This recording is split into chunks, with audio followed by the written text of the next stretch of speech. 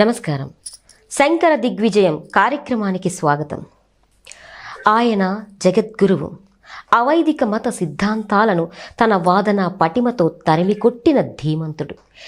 ఏది మతమో ఏది సమ్మతమో తెలియని అజ్ఞాన ప్రపంచానికి సరైన మార్గాన్ని చూపిన మార్గదర్శి. దేశం నలుమూలలా పీఠాలను స్థాపించి భక్తునికి భగవంతునికి వారధిగా నిలిచిన సనాతన సారథి. వైదిక ధర్మ సూక్ష్మాలను మాన్యులకు సామాన్యులకు అందించిన ప్రజ్ఞాశీలి. సాక్షాత్తు ఆ శంకరుడే భూమిపై వెలసి ఆదిశంకరుడై జ్ఞానభిక్షను ప్రసాదించిన మహాజ్ఞాని. మానవుడై పుట్టి లోకాన్ని తరింపచేసిన అసాధారణ సాధుమూర్తి.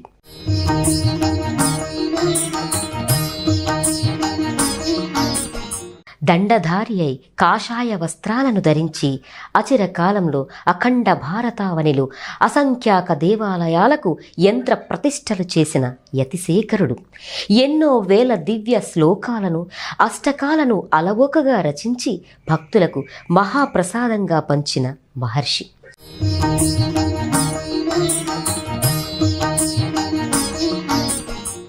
ఆయన జీవితం అమరం, ధన్యం. నేడు మనం నిత్యం పారాయణం చేసే ప్రార్థనలు శ్లోకాలు ఆయన సంకల్పం. అందుకే ఆయన జగద్గురువు. వారి దివ్య అవతార విశేషాల్ని మనకు దర్శింపచేయడానికి శ్రీ శ్రీ శ్రీ భారతీ తీర్థ మహాస్వామి చరణులు, శ్రీ శ్రీ శ్రీ విధుశేఖర భారతీ స్వామి చరణులు, ఆశీసుల సంపన్నులు, ప్రముఖ ఆధ్యాత్మికవేత్త, ఆర్ష విద్యా తపస్వి, శృంగేరి మహాసంస్థాన ఉభయ తెలుగు రాష్ట్రాల సంచాలకులు, ఆదిశంకరాచార్య భక్త సమాజ వ్యవస్థాపకులు పసర్లపాటి శ్రీనివాస బంగారయ్య శర్మ గారు అనుగ్రహించి వేంచేశారు. వారికి స్వాగతం పలుకుతూ కార్యక్రమంలో శ్రీ ఆది శంకరాచార్యుల కథామృతాన్ని మనం అందరం ఆస్వాదిద్దాం.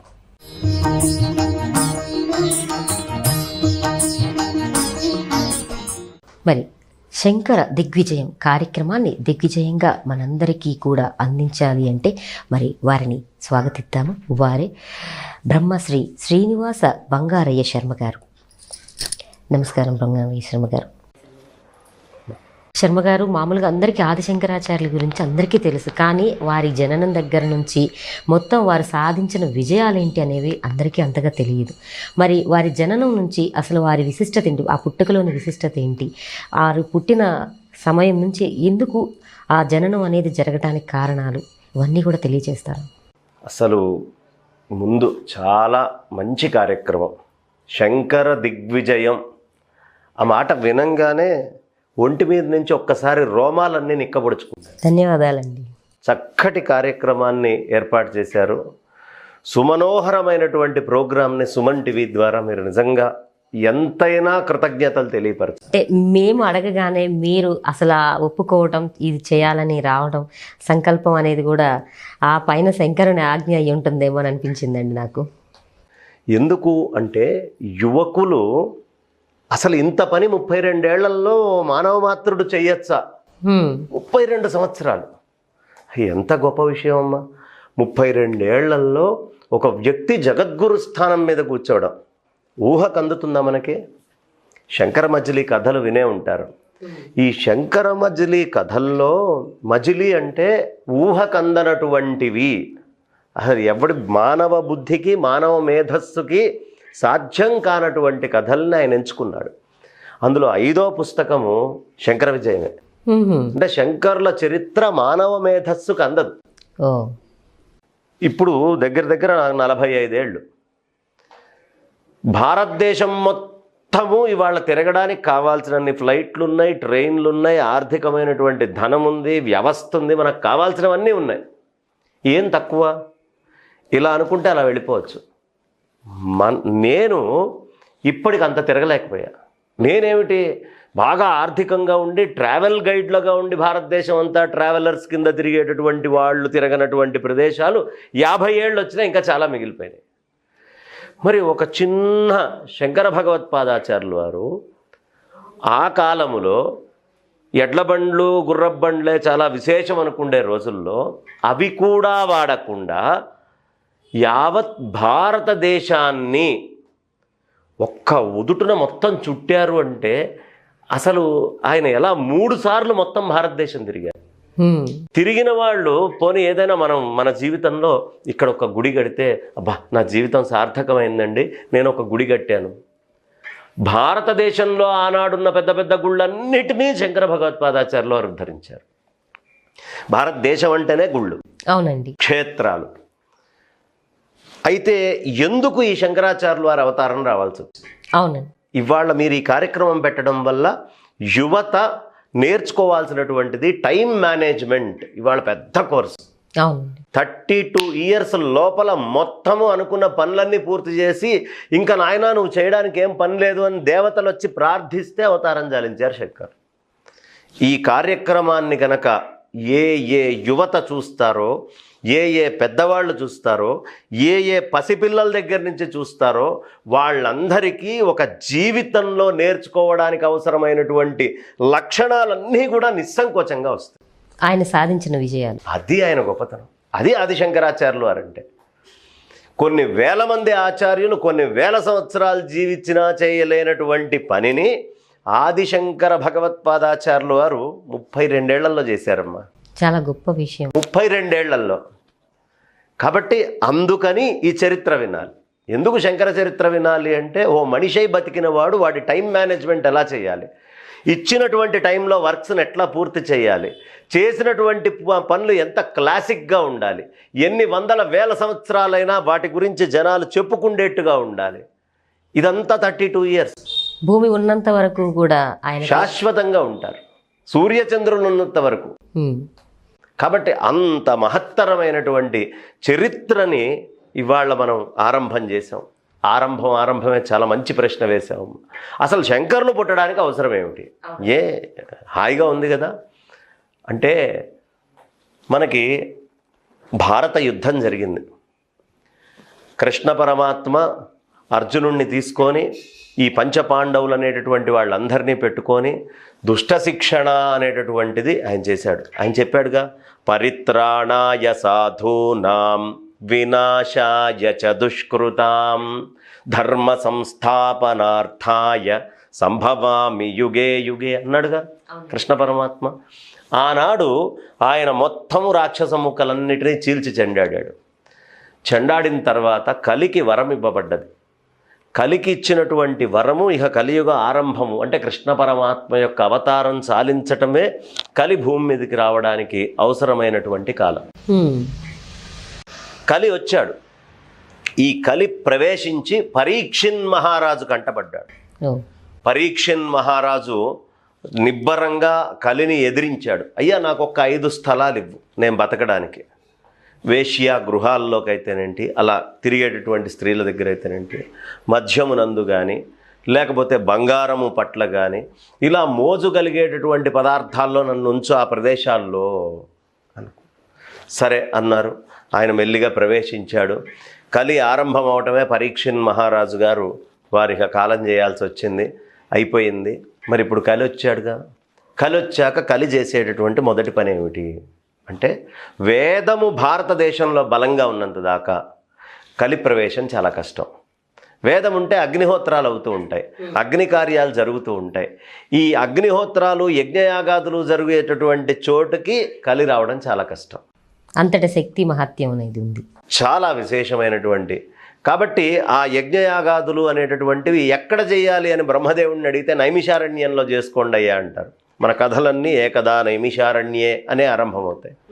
సరే, చక్కగా బ్రహ్మాండంగా ఋషులు కూర్చొని రకరకాల కథలు చెప్పుకుంటూ ఉంటే మెల్లిమెల్లిగా అన్ని ప్రాంతాల్లోకి కలి వ్యాపించింది. వ్యాపించి బయట దేశాలలో ఉండేటటువంటి వాళ్ళు ఈ సనాతన ధర్మం మీద దాడి లోపలికొచ్చి చేయటం ఆరంభించారు. భారతదేశంలో క్షాత్రం నశించింది. భారతదేశంలో క్షత్రియులు అనేటటువంటి వాళ్ళ శక్తి బలహీనమైంది. మళ్ళీ భారతదేశానికి క్షత్రియ బలము చాలా అవసరం. ఇవాళ్ళు ఆ క్షాత్రము తగ్గింది. విదేశీయులు లోపలికి వచ్చారు, దండయాత్రలు చేశారు. ఈ చేసేటటువంటి సందర్భంలో మన సంపదని మొత్తాన్ని కొల్లగొట్టి చెట్టుకి పుట్టకి అన్నీ చేశారు.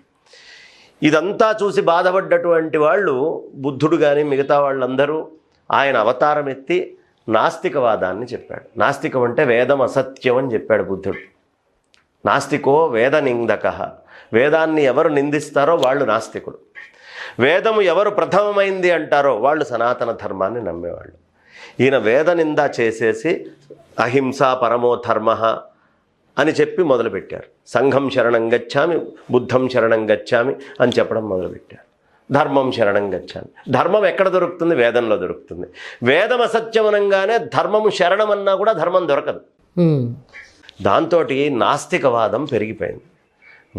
వేదాన్ని నిరాకరించటం మొదలుపెట్టారు.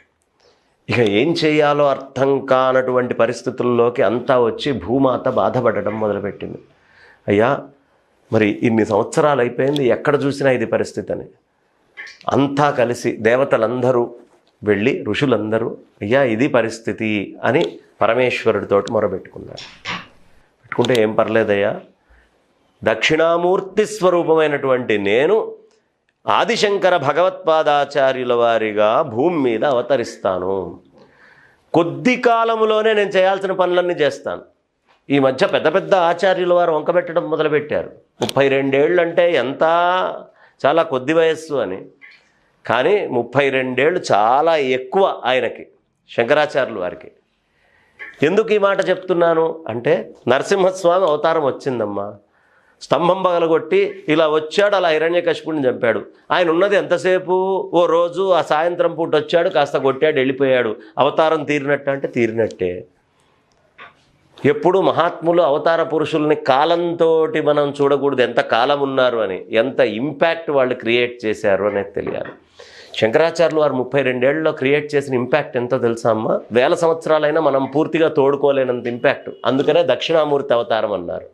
దక్షిణామూర్తి నేను పుడతానన్నాడు.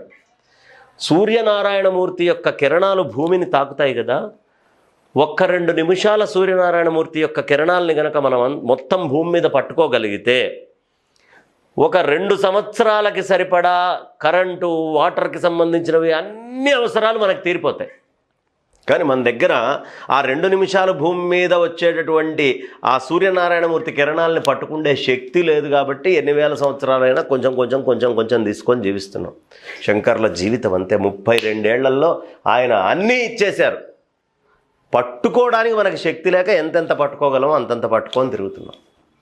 అలా దక్షిణామూర్తి వారు మాటిచ్చారు. ఇచ్చి దేవతలందరికీ మీరు మీ అంశాలతోటి అవతారాలను ఎత్తాలి అని చెప్పారు. చెప్పి అంతా సిద్ధమైంది. ఈ భూమి మీద మరి దానికి తగ్గటువంటి ఘట్టం ఏర్పడాలి కదా. ఆర్యాంబ శివగురువులు అనేటటువంటి వాళ్ళు కాలటి అనేటటువంటి ప్రాంతములో వాళ్ళు అక్కడ పిల్లలు లేక చాలా బాధపడుతూ ఉన్నారు. ఏం చెయ్యాలి, సంతానం లేదు, పరమేశ్వరుణ్ణి ప్రార్థించాలి అనే ఉద్దేశ్యంతో వాళ్ళకి దగ్గరలో ఉండేటటువంటి ఒక అద్భుతమైనటువంటి క్షేత్రానికి వెళ్ళారు, పరమేశ్వరుడి క్షేత్రానికి. ఇరువురు తపస్సు చేసుకోవడం ఆరంభించారు. ఆ తపస్సు ఎంత చక్కగా సాగిందయ్యా అంటే, పరమేశ్వరుడు వాళ్ళని అనుగ్రహించేంత. ఓ రాత్రి నిద్రపోతున్నప్పుడు ఆర్యాంబ అమ్మవారికి శివగురువుకి కల్లోకి వచ్చి, నేనే మీ కడుపున పుట్టబోతున్నాను, కానీ అల్పాయుష్యుడిగా జీవించబోతున్నా, 8 సంవత్సరాలే ఉంటాను అని చెప్పారు. చెప్పేటప్పటికీ వాళ్ళు వెంటనే లేచారు. ఇద్దరికీ ఒకటే కల వచ్చింది. చాలా ఆనందపడ్డారు. ఆ పరమేశ్వరుడు వరమిచ్చినట్టుగానే ఆర్యాంబ తల్లి గర్భం ధరించింది. ఒక్కసారి గర్భం ధరించంగానే నాస్తికవాదాలు చేసేటువంటి వాళ్ళందరికీ ఎడంకన్ను అదిరిందాం. వాళ్ళ సూత్రాలను చేతిలో ఉండే పుస్తకాలు ఎగిరి కింద పడ్డాయి. వేదమాతకు ఆనందమైనటువంటి ఆనంద స్వరూపం, ఆనంద భాష్పాలు వచ్చినాయి. శృతి స్మృతి పురాణాలన్నీ ఆనందపడ్డాయి. ఈ రోజుకి కదా మాకు సక్రమమైన భాష్యం రాసేటటువంటి వాడు పుట్టాడు అని. శంకరాచార్యుల వారి గురించి వేద ధర్మాన్ని నమ్ముకున్న వాళ్ళందరికీ శుభ సూచనలు కనిపించడం మొదలుపెట్టాయి. ప్రకృతి అంతా ఆనందంతో అలరారిపోతోంది. పచ్చగా బ్రహ్మాండంగా, అసలు కేరళే పచ్చగా ఉంటుంది. వైశాఖ శుద్ధ పంచమి, నందన్నామ సంవత్సరం, ఆర్ద్ర నక్షత్రం, గ్రహాలన్నీ చాలా సక్రమంగా ఒక మహాత్ముడు రావడానికి యోగ్యంగా ఎలా ఉండాలో అలాంటి ఆస్ట్రనామికల్ సింబల్స్ అన్నీ అలా, అంటే బయట ఉండేటటువంటి గ్రహగతులన్నీ ఆయన కోసం ఎదురు చూస్తూ ఒక జగద్గురువు పుట్టేటప్పుడు ఎలా ఉండాలో అలా ఉండే సమయంలో పుట్టాడమ్మా ఆయన. అంటే ఆ గ్రహాలన్నీ కూడా ఎదురు చూస్తూ ఉన్నాయండి. అవి ఎదురు చూస్తున్నాయి, మహాత్ముడు వస్తున్నాడు అని. మహాత్ముడు కాలం చేసేటప్పుడు తోకచుక్క రాలుతుంది, మహాత్ముడు ఉద్భవించేటప్పుడు కూడా అద్భుతంగా ఇలా గ్రహస్థితులన్నీ వేరుంటాయి, వాతావరణం మార్పు ఉంటుంది. అవునండి. అందులో మరీ పచ్చదనం విశేషంగా మొత్తము విశ్వమంతా కనిపించేటటువంటి వీచికలు, చల్లటి గాలులు, పవనాలు అన్నీ కూడా ఆశ్చర్యపోయారు. సాధువులందరికీ కూడా హృదయం ఒక్కసారి పులకరించింది. ఉన్నట్టుండి కొలను లోపల ఆ సూర్యనారాయణమూర్తి యొక్క కిరణాలతోటి ఎలా అయితే ఆ తామరలు బయటికి వచ్చి అందంగా కనిపిస్తాయో అలా ఒక్కొక్కళ్ళ మనస్సు ఒక పద్మములాగా వికసించి మొహాల లోపల ఆ వెలుగు కనిపించడం మొదలుపెట్టింది. నిష్కారణంగా ఆనందం వచ్చింది. ఎందుకు? పుట్టినటువంటి వాడు బ్రహ్మానంద స్వరూపుడు. బ్రహ్మానందము ఒక రూపాన్ని ధరిస్తోంది అంటే ఆ సమయంలో ఉన్న అందరికీ ఆనందం లభిస్తోందనేగా. అంతే కదండి. చాలా ఆనందపడ్డారమ్మా.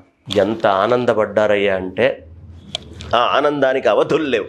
అప్పుడు ఆర్యాంబ అమ్మవారు మెల్లిగా ఆ సమయంలో ప్రసవమై శంకర భగవత్పాదాచార్యుల వారిని సంపూర్ణమైనటువంటి దైవ చిహ్నాలతో, గురు చిహ్నాలతో యోగ్యంగా ఉండేటటువంటి సంతానాన్ని కన్నది. కన్న వెంటనే భూమాత పులకరించి ఆనందించింది. ఇది శంకర్ల యొక్క అవతారం రావడానికి నేపథ్యం. ఇంత నేపథ్యం అనేది ఉంది. అందులో మనం తక్కువగానే చెప్పుకున్నా ఇంకా కూడా ఉండే ఉంటుంది కదండి. ఇప్పుడు మనం చెప్పుకుంది స్థాళీ పులాక న్యాయంగా ఏదో కొంచెం వాసన చూపించడానికి యోగ్యమైనంతే, కానీ శంకర విజయ వర్ణన చాలా విశేషంగా ఉంటుంది. మీ నుంచి అన్నీ కూడా తెలుసుకునే ప్రయత్నం చేస్తామండి. చాలా చక్కగా తెలియజేశారు. ధన్యవాదాలు. ఇదండి శంకర దిగ్విజయం అనే ఈ కార్యక్రమంలో మొదటి భాగంలో చక్కగా ఆ ఆదిశంకరాచార్యుల వారి జననం గురించి మనందరికీ కూడా చాలా చక్కగా తెలియజేశారు కదా. మరి ఈ వీడియో కూడా మీ అందరికీ నచ్చుతుందని ఆశిస్తున్నాము. మరొక ఎపిసోడ్ కోసం మీరందరూ ఎదురు చూస్తారని ఆశిస్తూ మళ్ళీ ఆధ్యాత్మిక వీడియోలతో మీ ముందుంటాము. నమస్కారం.